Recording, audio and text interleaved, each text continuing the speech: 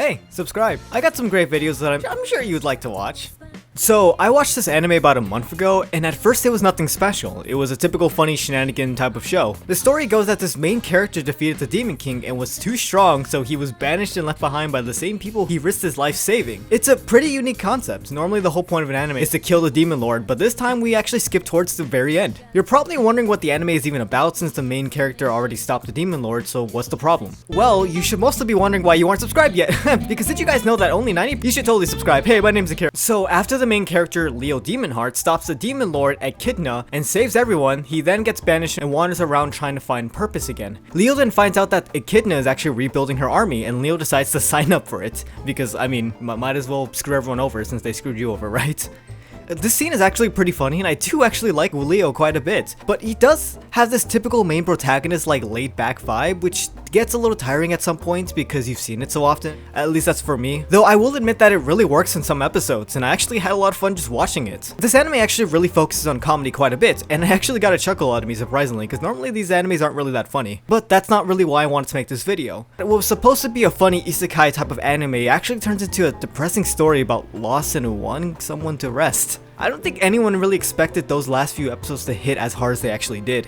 Especially since Leo spent so much time making friends with everyone, there was so much comedy and funny moments that it's crazy that something like this would even happen. It feels like it just popped out of nowhere. But at the same time, it doesn't really feel like it's here for shock value or anything like that. In my opinion, this is a great way to subvert expectations of what is a typical fantasy anime. This also fleshes out Leo in more ways than anyone can ever think, and learning his backstory truly made me fall in love with this anime. And I say subvert expectations and all that lightly, but honestly, it really does play around with all those cliches. For example, Echidna isn't a typical demon lord. There's multiple scenes where she doesn't want to kill innocents, and she treats her prisoners with respect and truly tries to talk to them and really does give them a lot of respect. Echidna's whole purpose is to try and unite the Demon Kingdom with the humans and create harmony and all that stuff, which actually ties together with Leo's story, surprisingly. Okay, I've mentioned how awesome Leo's story is and all that, so let's actually talk about it.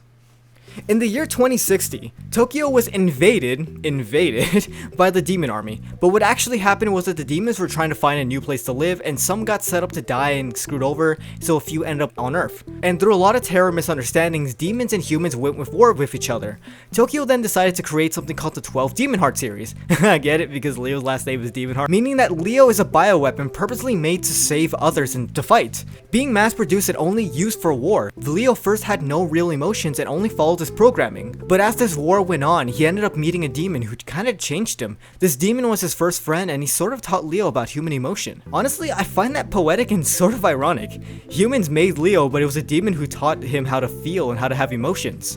It's interesting to know that no one was really in the wrong as well. The demons who went to war just wanted to protect themselves, and that's why they fought back. But of course, when the humans witnessed the demons, of course they thought the worst and wanted to protect themselves. So naturally, through misunderstandings, they both fought each other.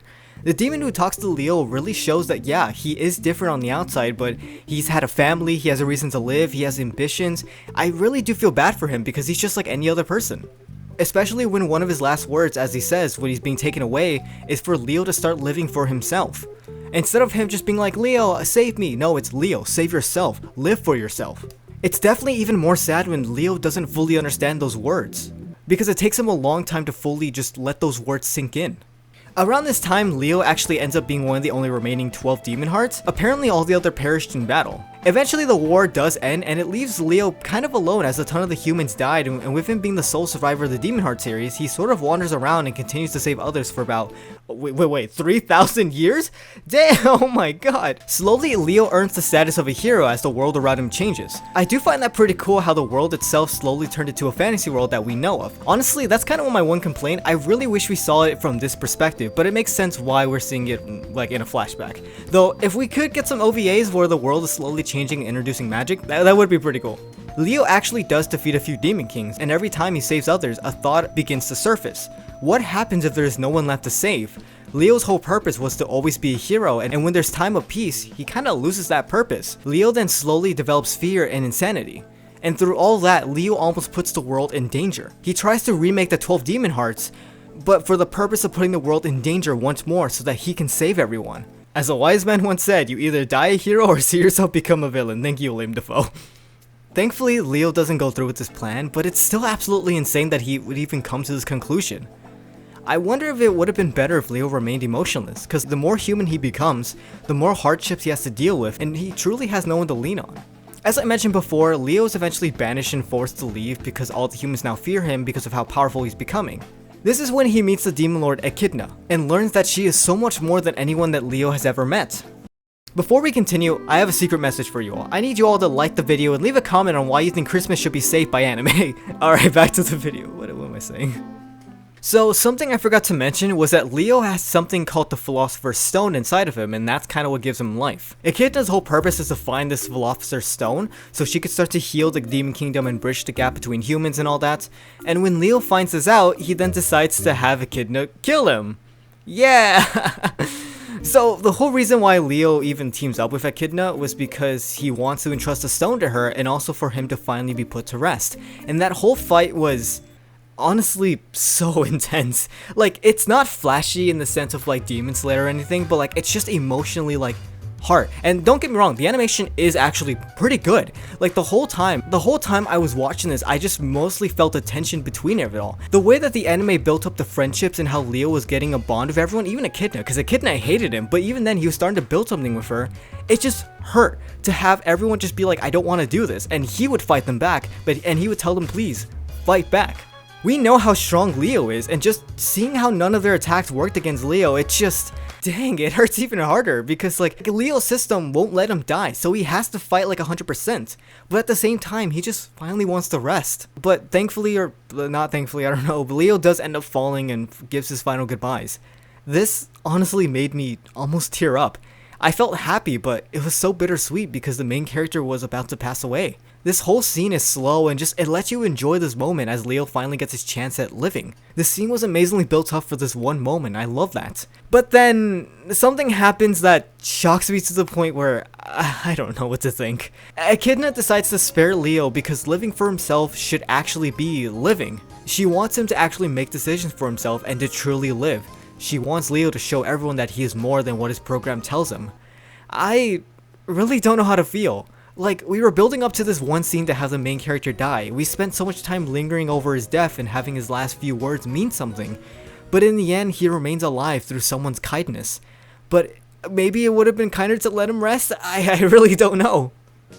I'm both frustrated and just happy because, like, especially with the scene where Echidna tells Leo to not focus on the system's commands and to just tell it no. It actually just works. Like, how did he not try that before? Like, it was that easy? Like, okay, I get it, because, like, he never thought he can go against the system, so he never actually tried to, like, tell it no. I actually kind of find that beautiful in a sense, because, like, now that someone has finally helped him, and it was actually just that easy for him to kind of, like, start to get over his, like, inner turmoil and all that. It's insanely beautiful, but it's also a little dumb. I don't know. I really like it when stories do stuff like that. Like, you never see a story where they actually kill off the main character or make a character suffer like this and just see how they progress. Like, you know what I mean? When it comes to most stories, there's always a sense of plot armor to some extent because these characters are important to the story, and without these characters, the story wouldn't really exist.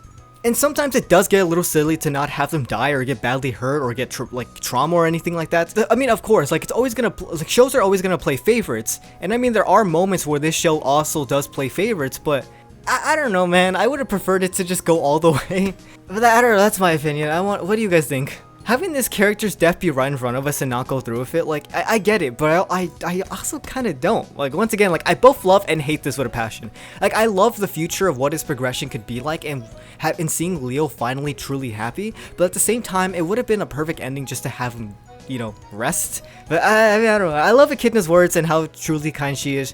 She won that fight fair and has no reason to just not take what she's been searching for, because, once again, that Philosopher's Stone is very important to her. Yeah, I don't know, like, it's nice because she has so much kindness that she saves Leo from his own despair, but I honestly don't know if this is the most genuine thing ever or one of the dumbest. I don't know. But I don't know, in my opinion, it doesn't matter because that's what makes an anime great, or just any show or any book, anything great. If it makes you upset and think about it too much and you obsess over it, it's how you truly know that this really made an impact on you. And that means that no matter what, it was good. But at the same time, I mean, I don't know. But yeah, I would love to know how you all think in the comments below. Please let me know. I read all my comments. Also, if you haven't already, you should definitely be watching all my other content because I put out a lot of bangers in my opinion, and there's always new content, and there's always going to be some new stuff in the future, so always look out. Alright, so I'm editing this video and I forgot I really wanted to mention. Alright, so I'm editing this video and I actually really wanted to mention the fact that so a little pet peeve of mine that I'm starting to notice, because it happens a lot more than you think, is that every single time like an anime character has to like wear a piece of armor, like full armor, or like has to put on like a knight persona, whenever they do it, they always put on this voice where it's like, "Hi, I am here." You know what I mean? Like they put on this dumb heroic voice. Like the last 3 anime that I've seen, like for example the Skeleton Knight anime, where like the guy gets isekai into the MMO and he becomes the Skeleton Knight. People were comparing it to Overlord, and I get it because, you know, Skeleton and like he got transported into his MMO and stuff. You know, he had to do the voice and so he can stay in disguise from Echidna, and there's 2 others that I can't think of. I think it's I don't remember the name. I'm not even gonna pretend like I remember the name. It was something Japanese. I'm so sorry. But yeah, no, it's like this happens a lot whenever the main character or some character needs to put on a suit of armor. They're always like, hello there. I'm a human being and I'm heroic. I see. Well, salutations." You know what I mean? They always do something like that, and I don't know. It's a little pet peeve of mine because it's just really getting on my nerves. Because like, talk normally, please. No need for this role playing like, "Oh, we shall go to battle." I don't know. Yeah, I wanted to share the fact of y'all, and yeah. Anyways, I'm gonna go ahead and end this video. That's enough of me talking, but yeah, I'll see y'all next time. Goodbye.